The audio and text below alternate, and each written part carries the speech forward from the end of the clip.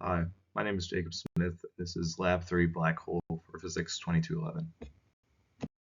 This lab is comprised of two parts. The purpose of the first part is finding the mass of a black hole, given the mass, velocity, and position of an orbiting star relative to the black hole. The purpose of the second part is to find the necessary escape velocity for a ship leaving a planet orbiting our black hole. To give a preview of our findings, this slide shows the mass of the black hole found in part 1, and it shows the escape velocity necessary for our ship found in part 2. This lab encompasses a few different physics principles. We use the formula for universal gravitational force to understand the force exerted on our star by the black hole.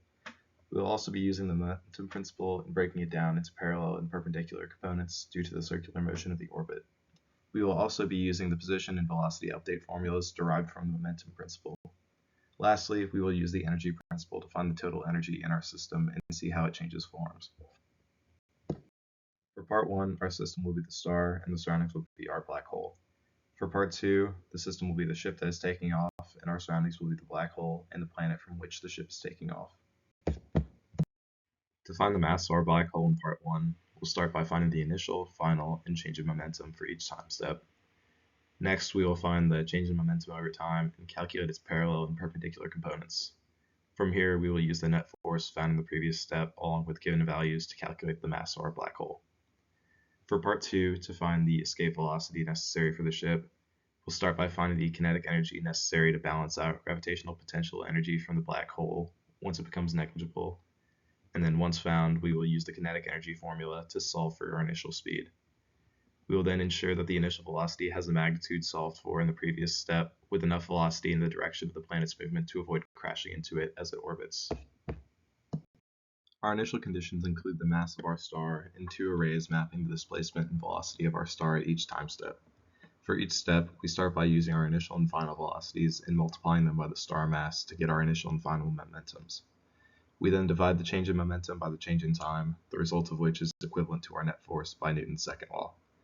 We want to visualize the parallel and perpendicular components of our net force, so we will find the parallel component of our net force using the first formula on the slide.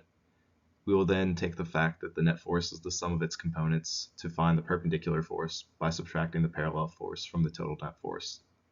Lastly, the only force on our system is the gravitational force from the black hole, so we will set our net force equal to F sub g and algebraically manipulate the formula for F sub g to solve for the black hole mass.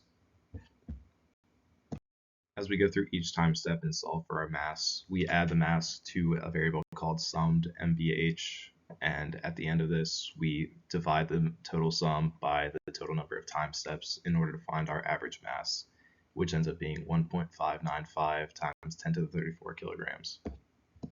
The initial conditions for part 2 include the masses of our black hole, planet, and ship, the orbital speed of our planet with an initial velocity in the y direction, and the initial time. For this part, we start by finding the net force on the planet by summing the gravitational forces exerted by the black hole and the ship. We also calculate the net force on the ship by summing the gravitational forces exerted on it by the black hole and the planet. If our ship is to escape the gravitational influence of the black hole, its kinetic energy at the start will need to be equal to the work exerted on the ship by the gravitational force of our black hole.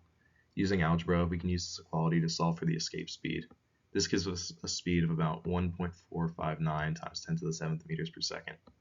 In order to avoid crashing back into the planet, the y component of our velocity should be equivalent or greater than the planet's orbital speed, and we can use Pythagorean theorem to figure out the x component of our velocity needed to add up to the escape speed we found.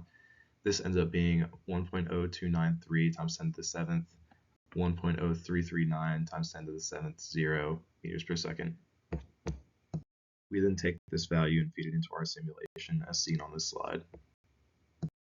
The two main possible causes of error for this lab are not using enough data points for our black hole mass to get an accurate average for part 1, or assuming that the work done by the planet is negligible for part 2.